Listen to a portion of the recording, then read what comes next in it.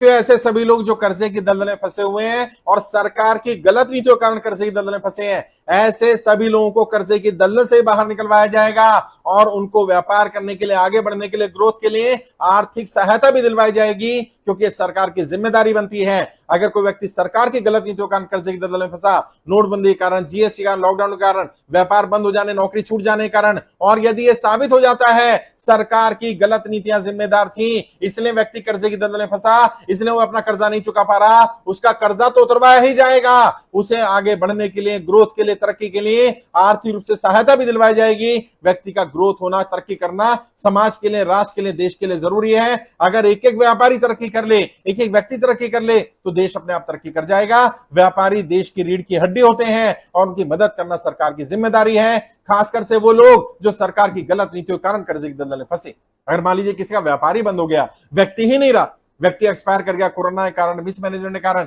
या सरकार की किसी गलत नीति के कारण व्यक्ति दुनिया में नहीं रहा, कमाने वाला ही नहीं रहा है, और उसके छोटे छोटे बच्चे हैं, कम से कम उनको तो मदद मिलनी चाहिए। अगर उनको आर्थिक रूप से मदद मिल जाएगी, अभी महाराष्ट्र में एक महिला आई थी हमारे कार्यक्रम में, उन्होंने कहा मेरी नौकरी लगवा दो या मेरे बच्चे की नौकरी लगवा दो, मेरा हाउसिंग लोन चल रहा है, मेरे हस्बैंड एक्सपायर कर गए, उन्हें इंश्योरेंस का बेनिफिट भी बैंक ने नहीं दिया, मैं वो भी छोड़ दूंगी, आप कम से कम मेरी या मेरे बेटी की नौकरी लगवा दो। हम क्योंकि बेरोजगार हैं, हम देना चाहते हैं किस्त, लेकिन हमारी स्थिति अच्छी नहीं है, अगर हमारी आर्थिक स्थिति ठीक हो गई हम किस्त खुद भर देंगे। लोग कर्जे से ज्यादा परेशान कमाई ना होने के कारण है। कर्जा तो एक समस्या है ही, लेकिन अगर कमाई है तो कर्जा चुका सकते हैं, कमाई ही नहीं है तो घर चलाना भी मुश्किल है। ऐसे समय व्यक्ति घर चलाएगा या बैंक को पैसा देगा, साहूकार को देगा, रिकवरी वालों को देगा, किसको पैसा देगा? अपने आप को बचाए, अपने परिवार को बचाए या बैंकों को बचाए? और यही सबसे बड़ी दिक्कत आ रही है, लोगों की आर्थिक स्थिति ठीक नहीं है, कमाई का साधन नहीं है, और ऐसे सभी लोगों को कमाई का साधन मुहैया कराना, उनकी आर्थिक रूप से सहायता करना सरकार की जिम्मेदारी बनती है।